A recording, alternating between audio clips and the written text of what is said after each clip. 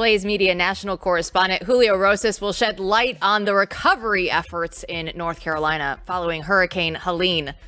Members of Kamala Harris's team are leaking their frustrations with Tim Walz to the press. And a Wisconsin assembly candidate reveals how the Biden-Harris administration turned the Badger State into a border state. We have those stories and so much more. Blaze News Tonight starts right now.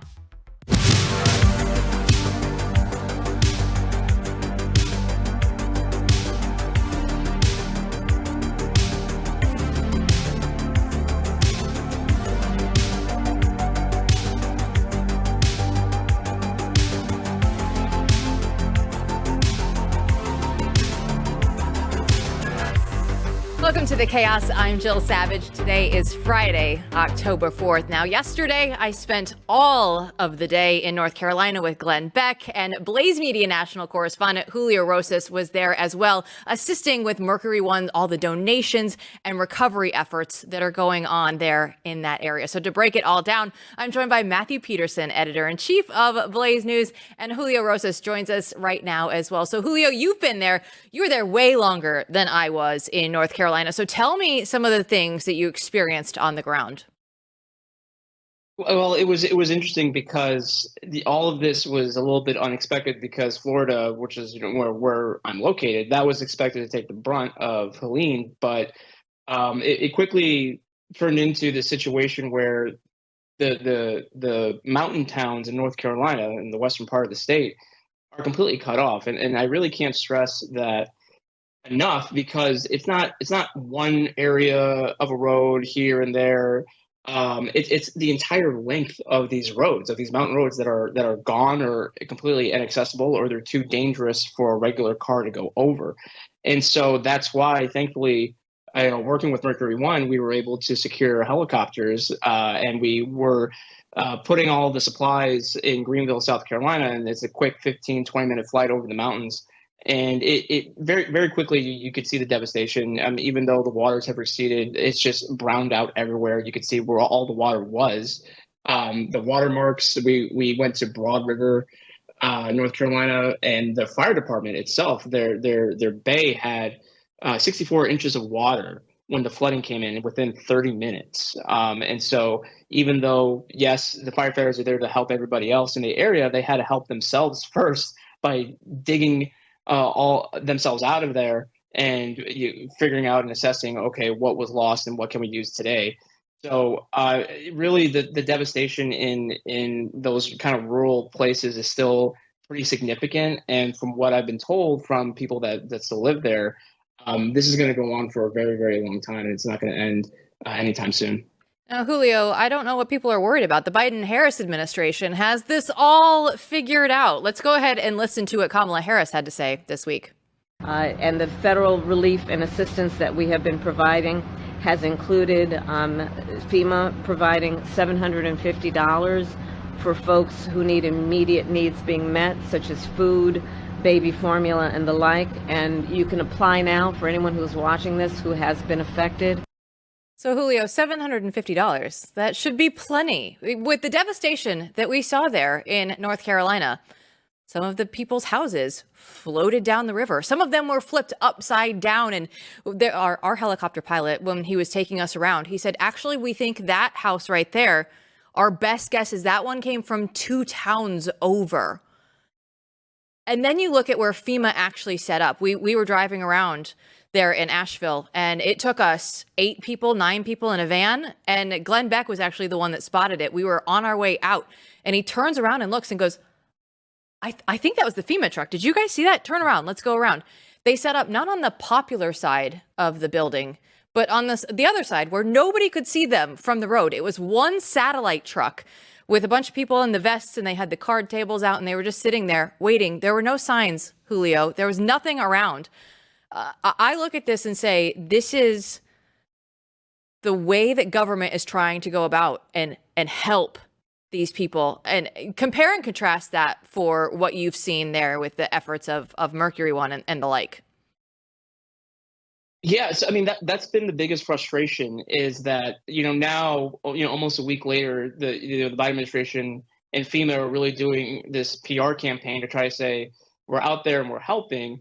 But when you talk to people, and we're talking to the military veterans and the volunteers that have been there since day one, they've said, well, what took you so long? And now the issue is, well, now the bureaucracy is getting in the way. So even when they are starting to show up, they're actually hindering the processes that have been established for days now, which have been critical because, again, we're talking about communities that are remote, can mainly be accessed by air, if that, or it's hours-long trek on foot or by, I mean, we're using pack animals now to deliver stuff like medicine and fuel and food. And so that's why there's a lot of frustration from people there and the people that I talk to, where they say that there's been virtually no response for days. And now that they're finally here, they're just making things worse and they're getting in the way. And so, true to American spirit, the people in Western North Carolina and, the Appalachian Mountains, they are definitely their own breed. They definitely know, how to take care of themselves. And obviously they're willing to take on the help that anyone is willing to get. But it's because they've had to take care of themselves because there's no one else there to do it for them. And so there's a lot going on. And even today, there's still, discussions about flight restrictions again for civilian pilots that are not authorized by FEMA, or, there's kind of these concerns that federal government might further restrict airspace, which again is very, very critical because this is the only way to deliver certain things. And now the issue is not even necessarily food and water. Thankfully, we kind of, we're getting those lines well established, but now they're asking for things like generators, fuel, portable stoves, because they don't have power. And we're in October now, and these, again, we're up in the mountains. And so it's going to get cold there very, very quickly. And so they're trying to get ahead of that and trying to make sure that the people that are still up there can stay warm and keep themselves fed in the fall and winter months. Julio, you may have seen that Joe Biden recently commented that everyone impacted by the hurricane is happy across the board, is what he said. Now, granted that Joe Biden may not know what he's talking about from one moment to the next, but that being said, it is curious to me. I would like to know a lot more about what people there are actually saying, and where are they at, sort of dispositionally now. You've been there for a week almost. What were people saying about the federal government, and what's their sort of overall attitude about what's going on? Well, they were particularly upset when Biden came to visit because there was an actual 30-mile radius of a no-fly zone in two places, at the airport in Greenville and then over Asheville. So we actually had to get into the helicopters very quickly when we got to the airport, load everything up and fly outside the radius so that we could do a supply run. But then once we were there, we had to sit on the tarmac for 2 hours waiting for that restriction to lift. And so when we went to that military forward operating base, or veteran forward operating base in Swannanoa, which is right outside Asheville, I asked him, like, oh, so this Biden's visit impacted the operations that you guys were having? And he said, the guy that's kind of in charge, he just said, yeah, absolutely. It totally messed things up. And it just adds on to the frustration, to where not only are they feeling that they were abandoned in the critical 96-hour window, but now that the federal government is around, they're starting to, like I said, they're starting to interrupt the streamlined flow that the civilians themselves have created. I mean, this entire point of distribution was all done by just volunteers and private organizations. This was not by the federal government, and so you have to wonder what were things going to look like if they didn't do that themselves. How many more people could have died if they weren't able to set up the supply point and the communications to figure out where they need to go and deliver it. That last supply drop that we did in Pensacola included generators, chainsaws, and oxygen. I mean, these are, not necessarily easy things to get, let alone bring to, but yeah, a lot of locals there. I mean, they, at best, the federal government has been very, very slow. But I think the worst motivations are kind of peeking through, because there's almost no other way to explain why the federal government has gone the way to address this problem in the way that they have. It's very frustrating, Julio, but thanks so much for being out there all week and for covering this the way that you have. We really appreciate it. Thank you. And Matthew, you saw the video there on the screen if you're watching, and all of that you see there was provided by donations to Mercury One, right? The people on the ground, as he said, the veteran-led group there, completely credits. He's like, this is what you and your audience at Blaze Media have done. And they want to just, one, thank everybody for everything that they've put in. But like Julio said, this isn't going to be over anytime soon, right? The FEMA people were like, oh, well, they can just come up over here and sign up for the FEMA relief for their $750 check, like Kamala Harris was saying.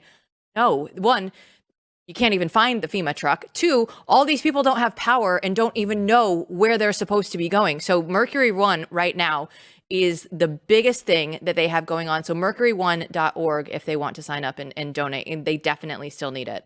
This is incredible. I mean, it is ongoing. That is the word. This is an ongoing crisis. And I can't wait to hear more at the end of the show about your trip. Absolutely. But when we come back, members of Kamala Harris's team are having some buyer's regret with Tim Walz. Chris Bedford will be on next to explain.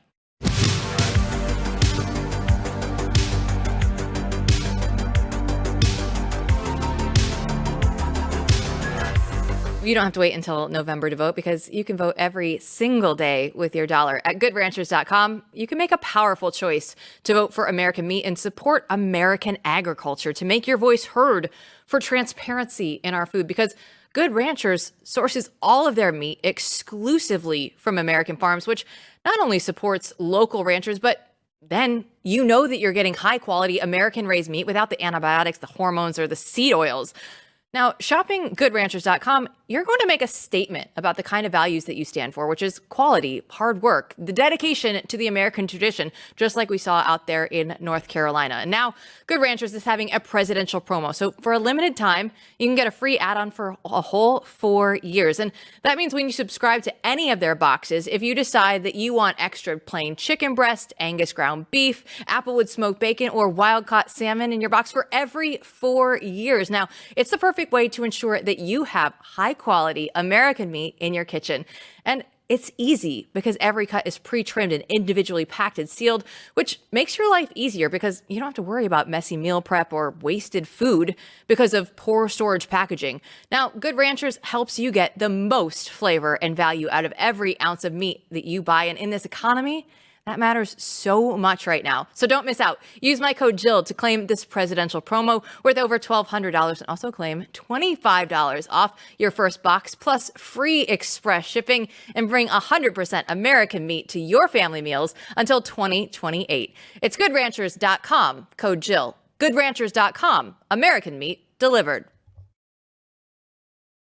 In his latest Beltway brief, Blaze senior politics editor and D.C. correspondent Chris Bedford wrote that JD Vance's performance during the vice presidential debate was secretly a win for the Republican House Whip Tom Emmer of Minnesota. So, Chris, you join us now, and I wanna just look at this from a big picture, because how did the Congressman Emmer, how did he orchestrate Walz's collapse during the debate stage?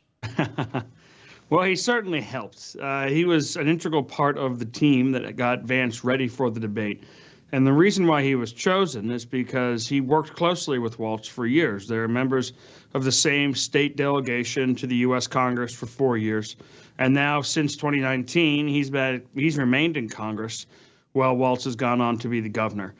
Now, Vance broadcast, essentially, there was a briefing call with reporters where his team and advisors to the campaign said that the plan was to attack Walz on his record, to attack him for lawlessness in Minneapolis, to attack him for his COVID lockdowns, and attack him for his repeated lies, which are becoming so obvious now the press can't even ignore them. But that's not what Vance did at all. Instead, he went at Kamala Harris and kind of rolled Walz onto his back and rubbed his belly and didn't give him any options to actually attack back against Vance. And that was part of the strategy from the beginning, it seems. That's what I've learned from talking to different folks who were involved in the process. And now, while Walz was able to walk away with a little shred of dignity in the idea that he wasn't attacked because Vance decided that voters in Pennsylvania don't really care about the goings-on in deep blue Minnesota, Emmer got his secret revenge, because this is a person who has helped destroy the state. I mean, when he came in, they had over $17 billion in surplus, and Walz just went immediately about spending, I think, $14 or so billion of it so far in his 2 terms, just on left-wing programs. They've made it a trans refuge state, which is a strange thing. They've made it an abortion capital. He's made it illegal to report on all of the babies who survive barbaric late-term abortions, the kind that left says aren't happening. They survived that and then are left to die. And there were so many cases coming out of Minnesota that he signed a law saying you can no longer gather that information and report on it. You don't want to violate the privacy of the murderers here.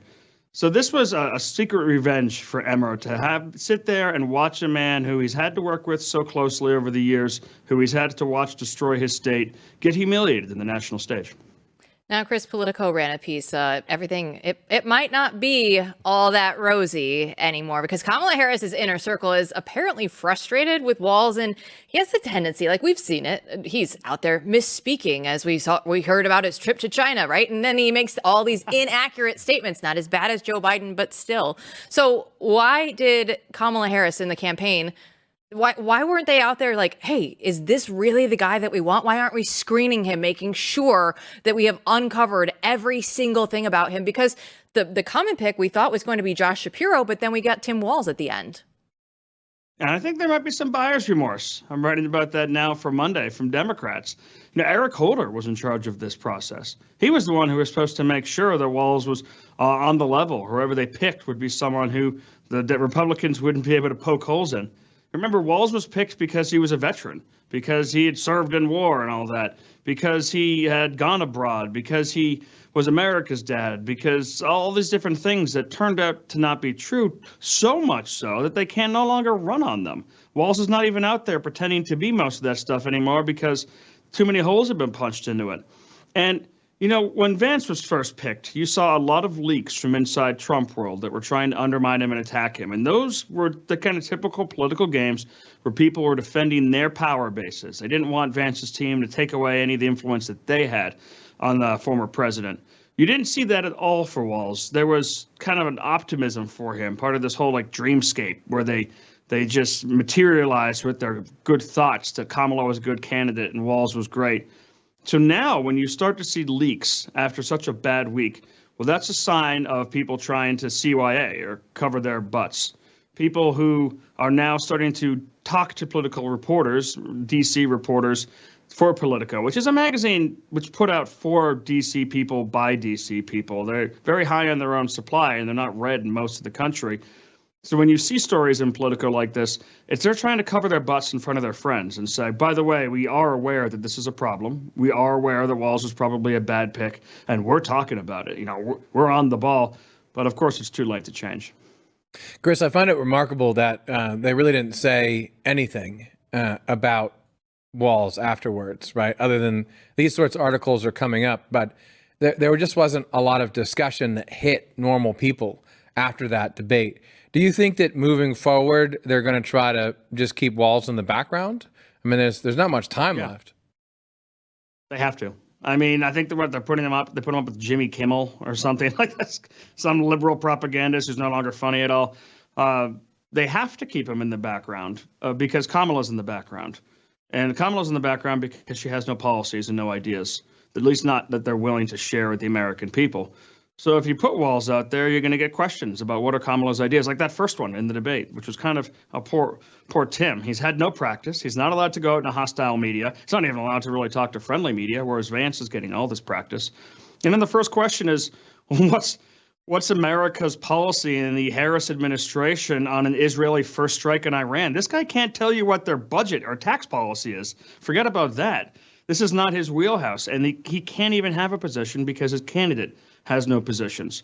So every time he would be going out there, one, it would draw attention to how little Harris is out there. And two, even if there's softball questions, he's not really able to talk about policies that basically don't exist. Something I will not be repeating. Oh, poor Timmy. Never. It's never going to happen, Bedford, but I like that you threw it out there today. Thanks so much for joining us. Great to be back. Trump campaigning in Wisconsin, and you know what? He brought some shocking receipts for illegal alien crimes. We'll tell you about it next.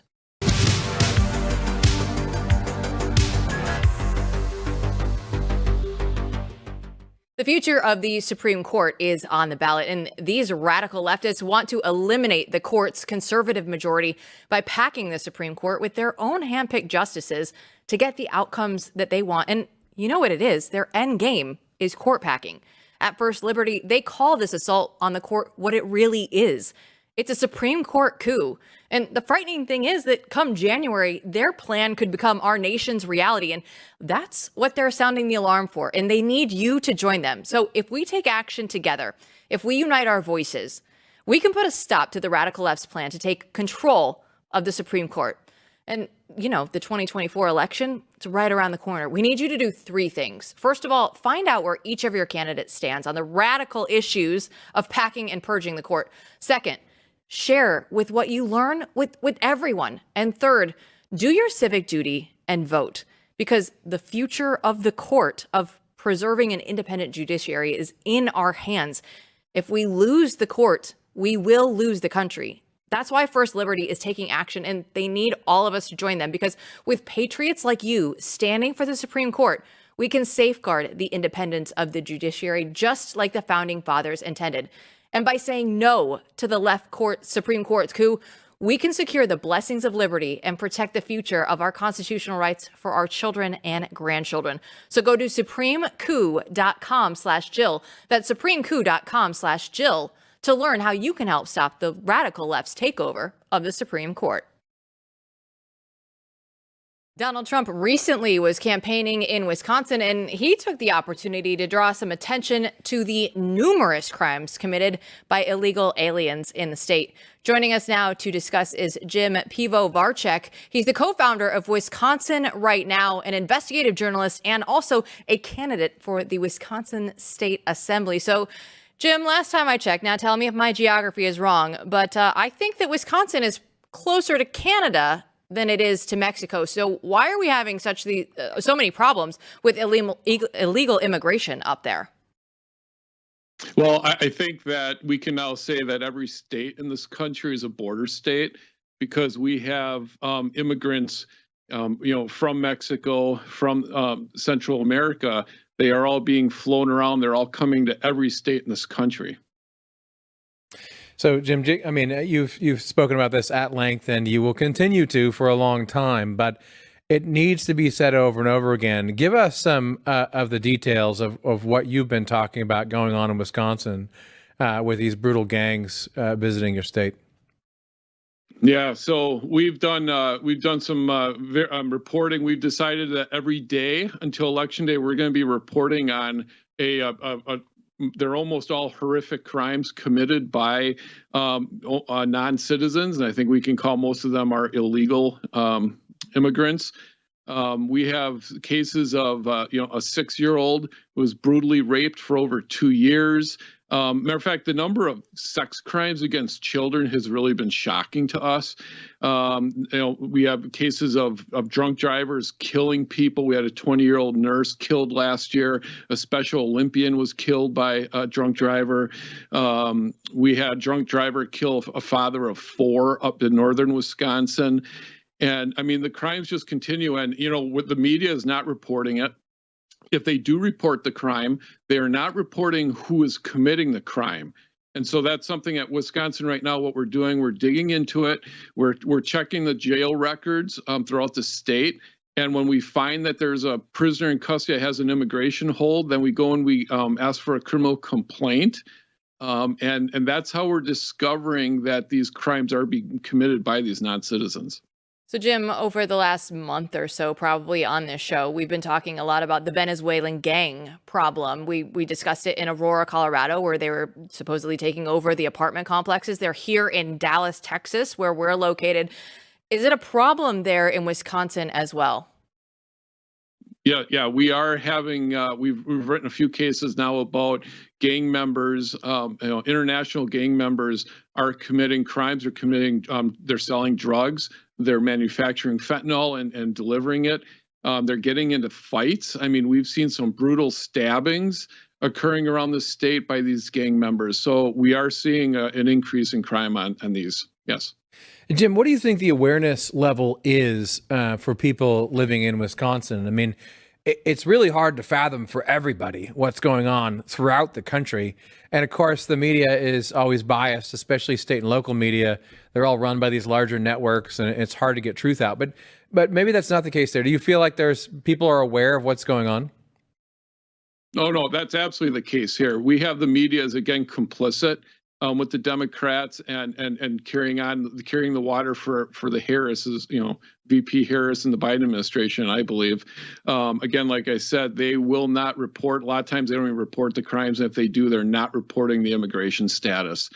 And so again, that's what we're doing. We're all here exposing that. Now, Jim, I was in North Carolina yesterday looking at the hurricane damage, and FEMA is a very big topic right now, and rightfully so, because they're saying, oh, we've spent so much money now on illegal immigration. And the people back in Lahaina, when that happened in Hawaii, when the fires happened there, oh, you get $700 a piece. And now in North Carolina, you get $750. So we'll bump it up a little maybe for inflation right now. Yet at the same time, we see the illegal immigrants being housed in New York hotels. They're getting free stuff sent to them all the time, right? And they get to basically bump ahead in the line of any current United States citizen. How do you deal with a problem that is this big when it's something that is like a massive government organization like FEMA and trying to get this under control? Yeah, you're right. We actually went to Springfield, Ohio, and we did some investigative reporting there. And we talked to Asian immigrants that were getting debit cards being funded by the federal government, who were getting Ohio driver's licenses, who told us that they were going to vote and that they were going to vote for VP Harris because they believe that Donald Trump wanted to deport them. And we did some exclusive reporting on that. And you're right. It's very frustrating that we have non-citizens in this country receiving a lot more in benefits than our Americans are. Our taxpayers have been paying into FEMA for all these years. So when we do have these emergencies, we can all fall back. But yeah, that doesn't appear to be the case now, does it? It's unbelievable. I mean, we've spent our time in Springfield, and it's unbelievable what has been uncovered. Unbelievable how the rest of the media lies about this. And I just can't emphasize enough. This is happening everywhere. That is what people don't realize. So I see that you are a candidate for the Wisconsin State Assembly, and an investigative journalist, and co-founder of Wisconsin Right Now. I assume all this is correct. So this obviously is playing a part in your campaign, I'm imagining. Absolutely. I decided we had the legislative maps redrawn in Wisconsin. There was no incumbent in my district, so I decided to run. I love Wisconsin. I've raised my family here, and I want to make sure that I continue to have the level of living here in the state that I enjoyed for my kids. And so some of those things in the legislature we can do. Right now we have jails in Wisconsin that are not honoring ICE detainers. I would like to see it, where we have a law. Some states do require it. Wisconsin, we don't. I think every sheriff's department, every jail should honor and cooperate with ICE. We could also start defunding cities that, are immigration sanctuaries, because that's a problem here in Milwaukee. They've declared themselves that, so they don't cooperate with ICE. Jim, I can't believe I'm saying this, but this is the first time I think I've been happy to hear that a journalist is running for office. So maybe there are certain investigative journalists that violate the rule in my head, which is that I don't want to see professors or journalists run, but it sounds like I'm glad you're running. Absolutely. Thank you very much. Jim, thanks so much for joining us today. Thank you. When we come back, BlazeTV host James Poulos will break down how Elon Musk is helping the hurricane victims in North Carolina when we come back.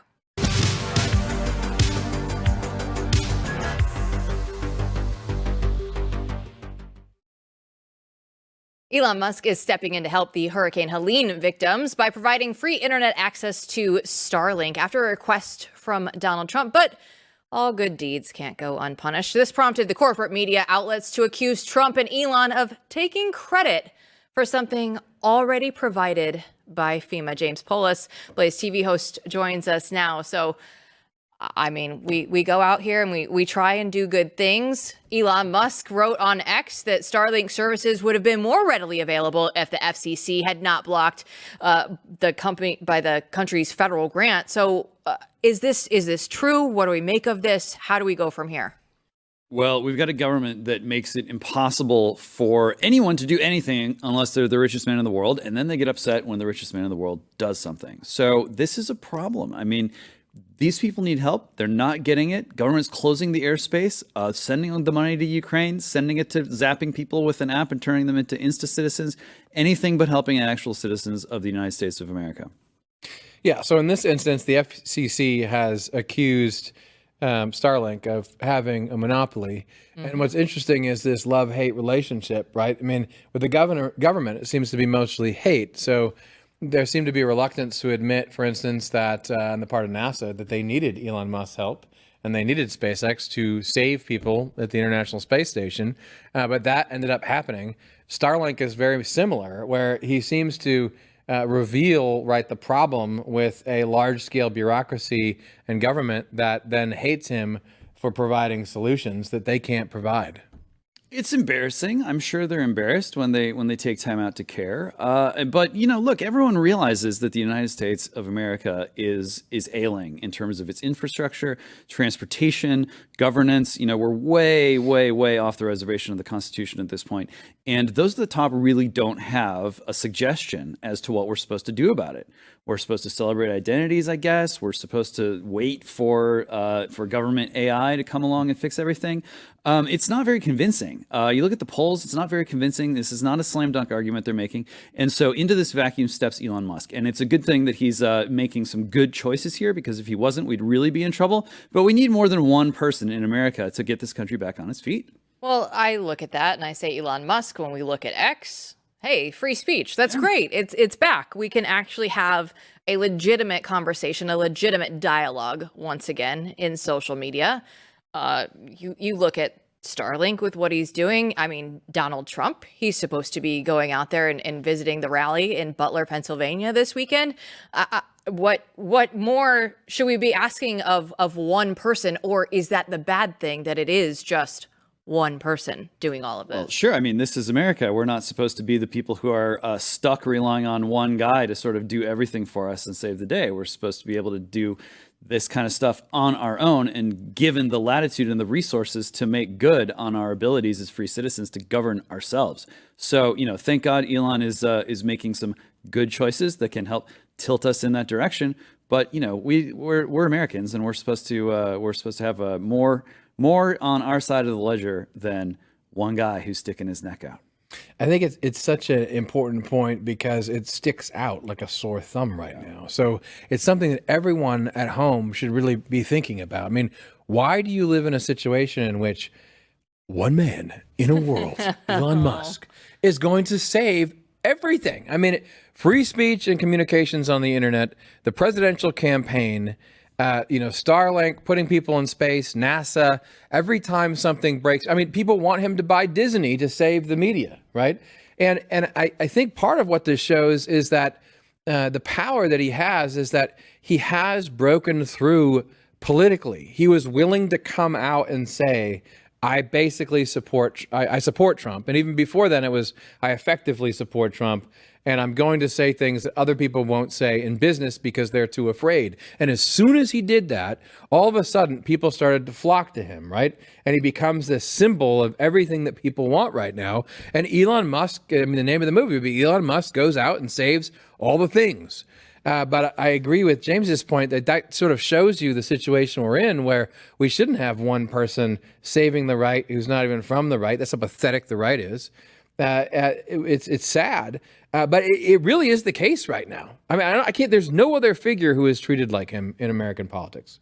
Yeah, and that goes triple on the internet. We don't all want to be living in one guy's feed. Yes, today Twitter is no longer Twitter. That's how much it had to change in order to be a place where people could log on and say what they wanted to say. Yes. But is the government gonna control the one feed, or is one guy gonna become the government? This is we're supposed to have more options than that. But wait a minute. We just want to make clear, Elon, if you're listening, we love Twitter. We love the X. We love Twitter. But the point is, you can't just have one, and there is only one right now. I think he would probably be the first to say that, Oh, yeah. That everything that he touches, is an effort to get Yes. us back on our feet rather than to consolidate Yes. all power within one hand. I think Elon would agree with everything. I mean, the fate of the world is all up to this guy all the time. I mean, I think he'd be, very friendly with this idea. In We all multiple saw spaces. the Avengers. We see it takes a toll on Tony Stark. You guys got PTSD Yes. halfway through the series. It's too much for one guy. When you say the fate of the world, you're just meaning Earth. We can go to Mars. Elon is also trying to take us there. So, I mean, there's plenty that he could still do. Saving humanity, saving civilization. This is why he's so beloved, and we love him. But I think the point is, all of this is being put on one guy shows how paltry and pathetic the rest It of has to, the world because is. as I was in North Carolina yesterday, I saw the one pathetic FEMA truck that was there with the satellite communication. And by the way, this is where you sign up. They're hidden away. Nobody could find them. It was terrible. So these are the options that we're left with, right? Is the government going to save you?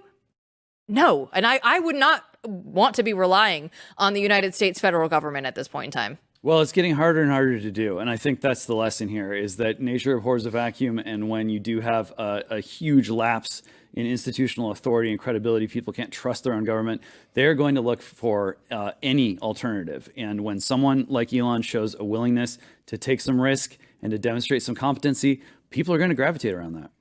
Can I ask, I mean, what would we say, I mean, who are some of the other figures who potentially could be in part of that super friends that we want? Well, I mean, I think the sleeper story of kind the of sleeper people? story of the week is that JD Vance has really established himself independently as an estimable man, as someone who can be taken seriously in his own right. They looked for a minute there like RFK was going to kind of be Trump's buddy on the campaign trail. JD did something a lot bigger than just wipe the floor with Tim Walz that night.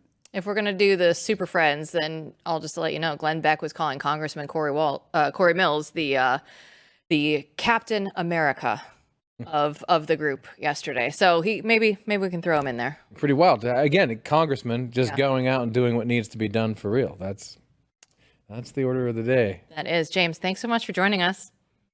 When we come back, we'll have some more of Blaze Media's exclusive coverage. It doesn't just stop at North Carolina. We'll show you all of the exciting content that you'll have access to. Don't go anywhere.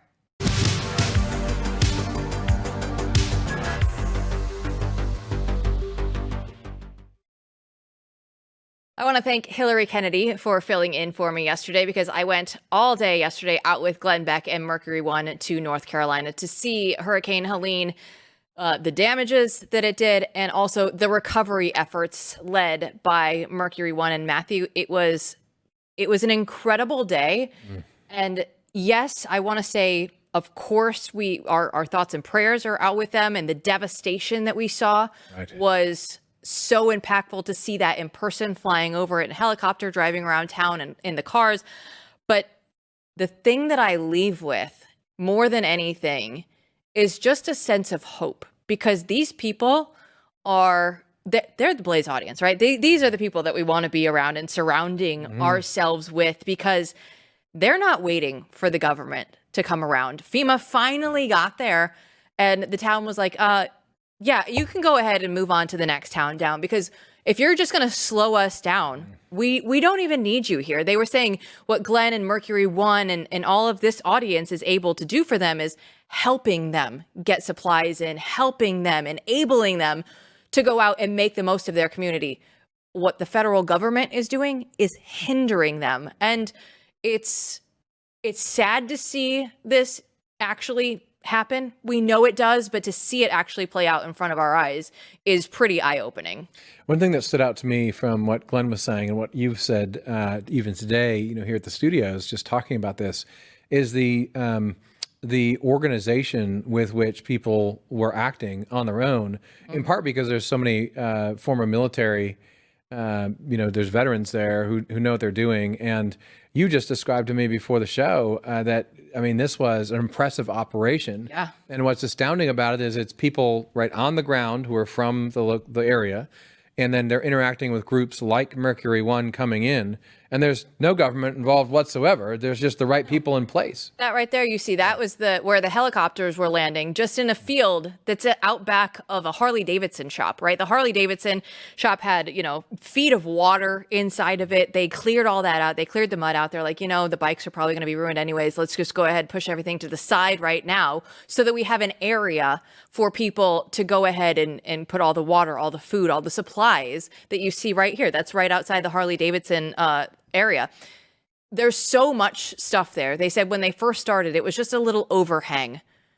And now it's taking up so many square feet outside of this Harley Davidson shop. And that's what people are able to do, because I can tell you, going there, talking with these people, the supplies that they're getting, there's not trucks that are coming into town to resupply them. They can't just go out to their local grocery store and expect everything that they need to be there right now, because the devastation is so vast that it's really only accessible there by helicopter right now. Yeah, a lot of it reminds me, I love this meme. It's like, what is it? In a bad time like this, right? I read redneck because that's the word that I felt like we were all called up on the East Coast all the way up. But it's like a good old boy is worth more than, a PhD is worthless. And I think this is clearly one of those moments where you see the virtue of these people. But nonetheless, like, the suffering was great as well. Yes. And I'm curious what your thoughts are, given what you've seen, about how much it's going to take to get everyone out of this situation. It's going to take a very long time. And Congressman Corey Mills was there with us, and he said that the people that he was talking to, they had unfortunately found 4 more dead bodies that day in a river. And the officials there that he was working with said, unfortunately, we're going to be doing this the rest of the year. Right? Because the devastation is so vast that they had a very low count, relatively low, of 120 deceased that we were working with early on, with thousands of people missing. Now, as the Starlinks come on board, a lot of these people will be able to say, no, I'm actually still here in my home. I'm okay. I just haven't been able to communicate with the outside world. But this is the devastation that we see, is just continuously through our helicopter rides over these areas, is just one town taken out after another, homes flipped over, cars all over the place.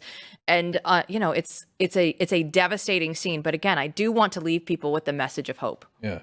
Can you say anything about, you give us any good Glenn Oh, absolutely. Can you imagine going into this town that has been hit by a hurricane and arriving with Glenn Beck? Right. We were out there on a mission. We were going to go take our final tour. We were hoping to see the Chimney Rock area that had been completely wiped out. But then there was a medical call that came in, and we were in one of the helicopters. So naturally, we grabbed a medic. We were there with the congressman and Glenn and everybody. And we just land in some guy's backyard. And there we were, just trying to find this address. And we're just going along, just walking down the street. And some guy goes, hey, do y'all need a ride?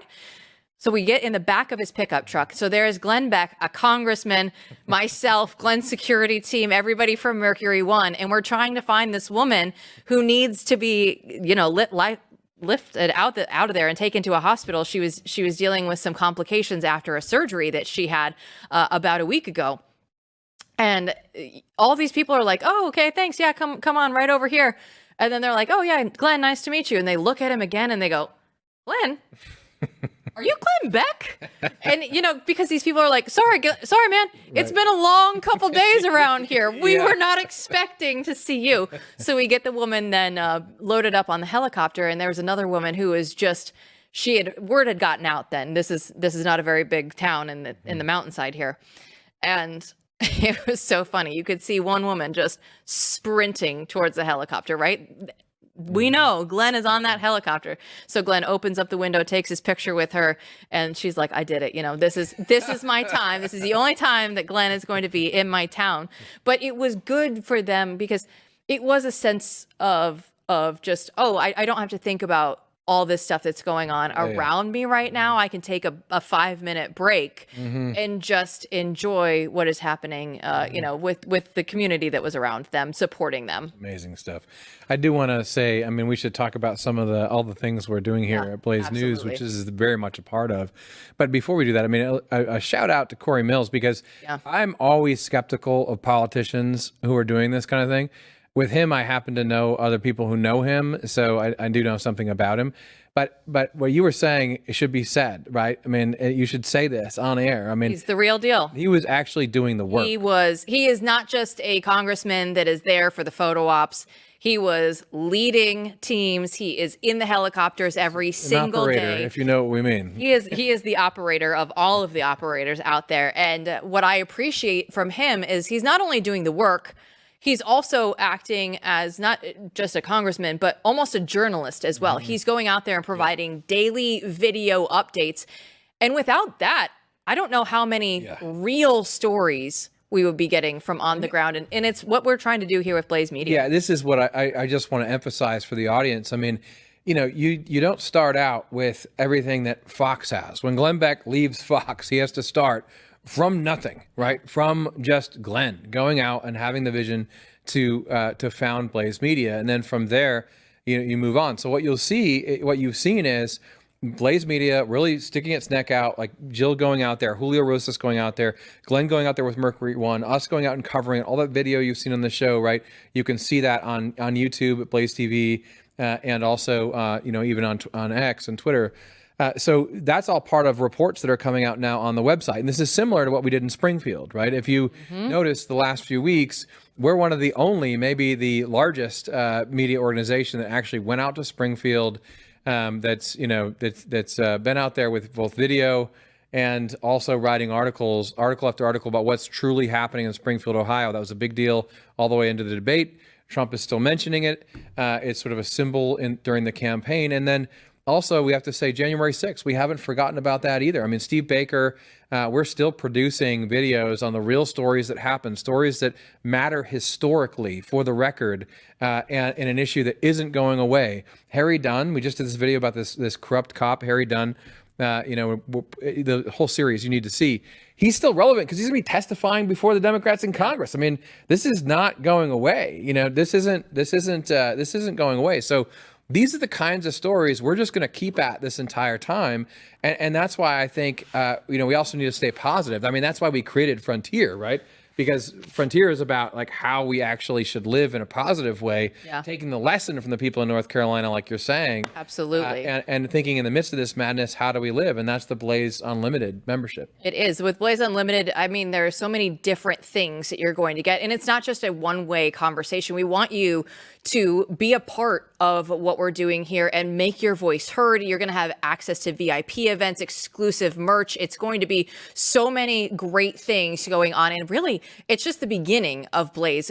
Glenn founded this a while ago, but it's really starting to come into its own now. Go to blazeunlimited.com/BNT to claim your spot for a founders member for Blaze Unlimited. It's exciting to be around here right now. Yeah, there's lots going on, and we're just going to continue to do it in the craziest news cycle, maybe in anyone's lifetimes, by the time we get through the election. And we still have over a month to go until the election, another 4.5 weeks or so. So I'm sure that things will start to slow down by then. I'm going to say a prayer. There's